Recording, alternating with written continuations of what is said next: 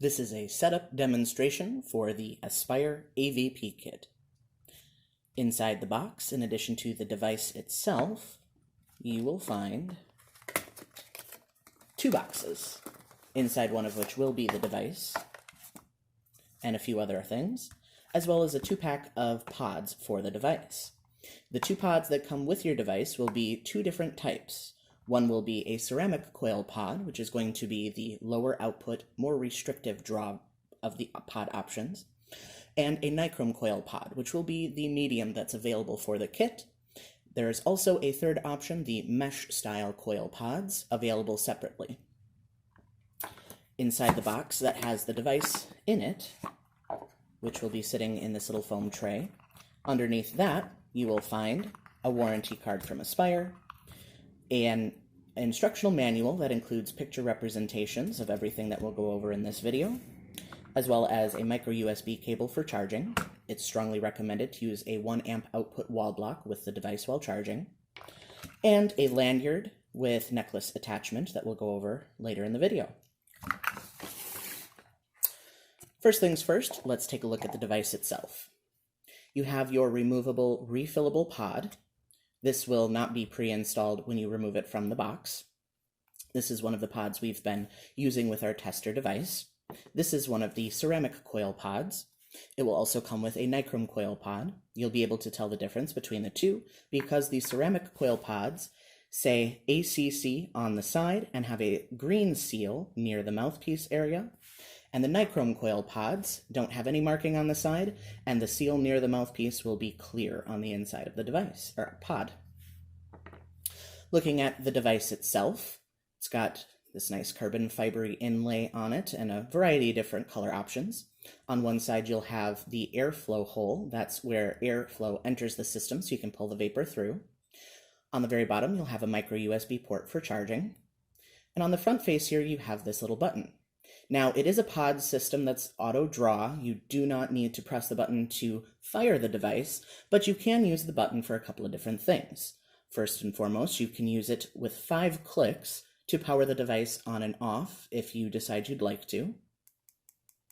And when you give it the 5 clicks, it'll shine a white light, blink a few times, to let you know that it has gone from either on to off or off to on, like so. If you press the button once, it'll shine a specific color, in this case red, and that is indicating the power level you currently have it set to, because yes, this device has adjustable output, red being the lowest output option. If I want to change it from red, I'll give this button 2 clicks, and it'll switch. Now that's green, that's the highest output. If I want to put it to the medium output from here, I just give it 2 more clicks, and it'll shine blue. And to get back down to the lowest output, 2 more clicks, and it's shining red. Another functionality of this little button here is it also serves as your battery life indicator. When a pod is installed and you draw on the device, it will shine a color that will indicate the remaining battery life on your current charge. It was shining blue as I was drawing, so that's going to indicate that it's somewhere between a 2/3 and 1/3 charge. If it's shining green when you draw, it's at better than a 2/3 charge. If it's shining red, you're at less than a 1/3 charge, and you're likely going to need to recharge it soon. Looking inside the body of the device where the pods attach, you'll notice there's a couple of gold contact pins towards the center there. And on either side of those pins is a little black circle with a little hole in the center. Those are the pressure switches. That's what makes it so the device can sense when you're drawing on it and it can activate and heat the coil. Something you're going to want to make sure to do, as with any other pod system, is keeping the bottom of your pods and the inside of the device here where the pods sit completely dry, to prevent any liquid getting into those pressure switches. The reason you don't want liquid in there is because when you draw on the coil, or on the pod, it's going to activate the coil, and when you stop drawing, the device can sense that, the pressure returns to normal, and it will stop heating the coil. But if liquid gets in there, it can cause the device to become confused and not be able to tell when you stop drawing on it, in which case it will continue to heat the coil after you've stopped drawing, and the only way to stop it is to remove the pod. The pods themselves connect magnetically. There are 2 magnets, one on either side on the bottom of your pod, and one on either side in the body of the device. You can insert the pod and have it connect in either direction. Won't affect your airflow, won't affect the performance. To fill the pod itself, you'll simply take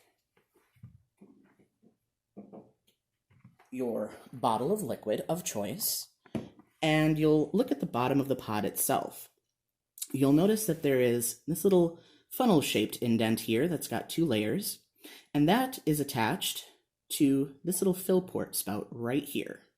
And all you need to do to fill is take the nozzle of your bottle, line it up with that fill port, with the center of it, like so, and press in. That will cause the seal inside to retract and allow you to squeeze and fill the pod itself. Let's try doing that one more time, actually on camera. So I'll press in and squeeze the bottle to fill the pod. Now this one was already mostly filled. It's one of the pods we've been using as a tester. Now, oftentimes, especially when you're first getting used to how to line up the nozzle with the fill port, you might notice that there's a little bit of liquid that backs up when you're trying to fill the pod. It's a very easy thing to fix. I'll show you my favorite method. All you need to do is take a piece of paper towel, find the corner, and twist to a nice point. Then I'll take that point and literally insert it right down into that little funnel, and then I'm going to keep smushing the rest in there as much as I can into that little area where the fill port sits. You can see through the side of the pod where that paper towel is smushed into. And just hold it there for a few seconds to blot up any of the excess liquid that backed up out of the fill port. Then take a look. If it seems nice and dry, you're going to be good to go. If not, just take another dry part of the paper towel and squish it in there and hold it in place again to let it blot up any excess liquid. Again, this is very important to prevent liquid from getting into the pressure switch. If it's the first time you're filling a pod, you're going to want to give it 2 or 3, up to 5 minutes or so to sit and saturate to make sure that the cotton wicking material is fully saturated before the first use. And this is because heat plus dry cotton equals burnt flavor.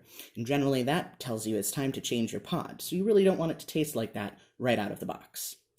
Once you've let the coil itself saturate, while that's going on, you'll probably notice a number of little air bubbles floating up from the wicking ports inside the coil, inside the pod. Once that's complete, you can go ahead and install the pod, and you're ready to go. As far as the lanyard attachment goes, this is completely optional. I personally use it with mine because I find it really nice to just have it hands-free, always on hand, and I don't lose it that way. But if you don't want it, it's obviously not necessary to use. To install, you can remove the string portion that will attach to the device itself from the necklace portion by pressing this button here, which will retract the little prongs that hold that ring in place. So with those retracted, just slide the ring over the pronged area, let go of the button, and now you have it released. To install, you'll take this little string attachment, fold it in half, and insert it into the airflow hole on the side of the device. Inside the body of the device, near the airflow hole, is a little hook right above that screw there. And so you'll want to slide this in and angle it so that it is going to be, angle it so that it's going to be sort of around that little hook. And then I find it easiest to take my pinky finger and then push it down so that that little cord will hook around that little area, like so. Hopefully you'll be able to see that. Once you've got it mostly in there, you can just pull it snug to attach, and now it's ready to go.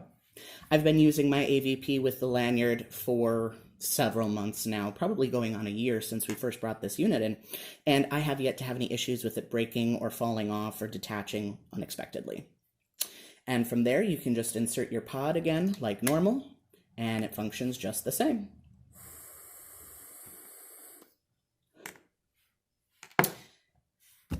There you have it. That's just about everything you need to know about your initial setup for the Aspire AVP kit. Happy vaping!